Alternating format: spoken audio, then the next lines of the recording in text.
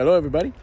Yes, today I want to talk about awareness and contextual awareness. It is one of my favorite topics, which is how do you become well-rounded without getting too distracted by the topics of today that the media tries to push us toward, which is all of the other stuff that's going on, all the distractions of politics and everything else, right? How do we make a balance of that?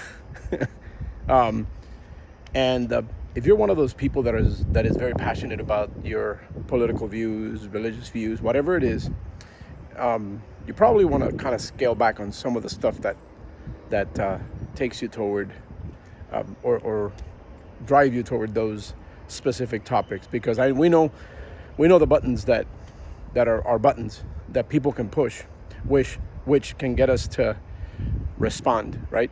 So one of the things that I have always, well, not always been successful at, have gotten better as of recent at, is holding my tongue, right? By the way, if you have anything you want to say, I welcome it down below. Holding your tongue, because the tongue is a powerful is a powerful organ, and it is a powerful part of our bodies. It can actually generate strife, or it can create peace. So how do you get from, hey, I can't hold my tongue, I have to respond, to, hey, let me see what that other person's perspective is? It's tough, isn't it? It's by sitting at the table and be willing to listen to somebody else's point of view. Isn't that what peace is all about? It is taking the opportunity to say, you know what, I want to listen to this person, even though we have a difference. And I forget his name now, but there was this gentleman, who had actually become passionate about finding out about a certain group in our country. His last name was Davis. He's a piano player, and one of the things that he said was that peace begins with taking the first step in communication. It's listening to the other side to understand why it is so important to them that they get their point of view across. And I've talked to so many people in the last few years that I've actually been able to come up with this, because I think that there's a lot of people out there who are in a position of saying, you know what, I'm not going to change, and I don't want to hear this because that's not my point of view, right? But what about if we dare today to just say, you know what, I'm going to listen because I have 2 ears to listen, 1 mouth to talk. So why don't I listen a little bit more? And there's a benefit to what our 2 ears give us, which is the ability to discern, because we get signals from ears. It's a lot of senses, right? There are senses that people don't know. We think we have 5 senses, but there's actually a lot more, which I'm not going to discuss today. But what I'm talking about today is, how do you become well-rounded and figure out how to navigate all this all this minutia, right? All this stuff that's happening nowadays. Some people want to go into a cocoon, hide away. Others want to be engaged. Many people want to ignore the situation, ignore all the drama and stuff like that, and that's all good. But there's a group of people that, like me, who want to be engaged. There's a bird over there, and they're eating my wife's peppers on that side, on my right side.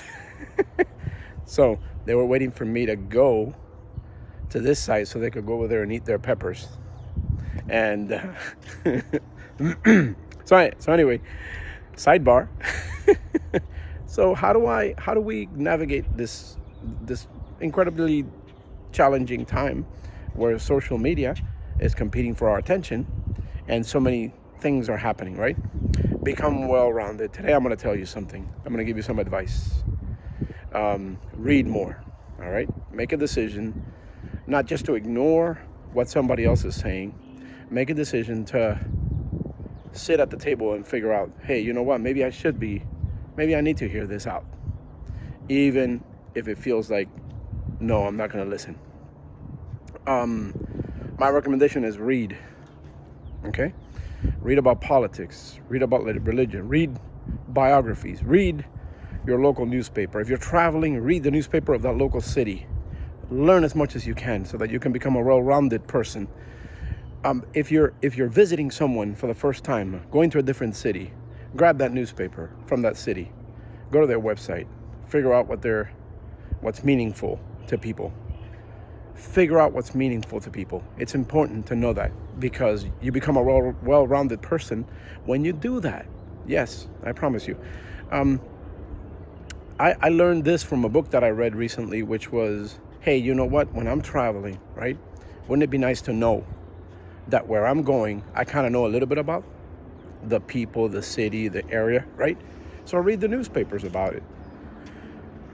Some people say, you know what, I'm getting rid of the news. Well, you know what, read a book about the city, but do something that's going to help you to gain understanding about the community that you're visiting, because that's going to be the big difference maker. Visiting a community, a new community, as a blind person for me, right? I thought, how do I get to know the people in the city? How do I get to know the environment? Well, read the newspapers. Read some of the local newspapers and learn a little bit about the area. Get to know the people. Get outside. Again, the birds are over there fighting. There it is. Yeah, there they are, looking for the peppers. Got some peppers over there and some over here. So read politics. Yes. One of the most electrifying topics right now, politics. Read about it. Learn. Religion. Religion's always been a difficult subject to bring up in any setting, because everybody has a different view, right? And the people that we agree with is the people we tend to move toward. And what if we sit down with people that we don't agree with? Isn't that hard? It is. But we can learn something from people that we don't agree with. Mr. Davis, and I'm going to finish with this. Mr. Davis, who is the piano player, I promise you, I'm going to find you his name, and then I'm going to come back and talk about him. In the early days, when he started to get to know the local Ku Klux Klan group, he showed up at a restaurant, and he just wanted to get to know these people, and just to understand, right? Why would he want to do that? Well, because he's a man that wanted to understand. He was awakened to something, so he wanted to understand. And he met this guy at a restaurant while playing the piano, and the guy from The Wizard told him that he had never seen a black guy play the piano the way like Jerry Lewis did. And they built a friendship, and he said that's when he understood why people have this different perspectives. And it happens, you know what, if you're born, you're born into a certain environment, and that you're taught to do things a certain way, and then you decide, you know what, I'm going to continue doing these things in the way that I've known how to do them for the longest time. And when he met up with this guy and they became friends. They invited this guy to the rallies. Why am I talking about this today? I'm talking about this today because understanding begins when we sit down at the table. Understanding begins when we start to realize, hey, I want to know why you think the way you do. Understanding begins when people say, I'm gonna sit with you and I'm gonna keep on talking. What he said was, if you keep on talking, eventually you'll understand each other. The benefit that he gained from that was far outweighed the dangers and risks that he took in undergoing this very incredibly challenging project. Not because the other side was bad and not because he was good, but because he said, you know what, understanding begins when you sit at the table and begin to talk to each other. Doesn't it happen with your loved ones? You have to sit down at the table and understand each other. Listen, take the time. So today I'm going to recommend, let's see. Today I'm going to recommend something for you, for all of you that are watching me on this platform, whatever platform you're watching me on. Make a decision to read more. Make a decision to learn more. Make a decision to listen more. And I promise you, you will become a magnet and people will want to be around you. They will. Why? Because you're somebody who is willing to listen. You know, willing to listen, all right, is the first step.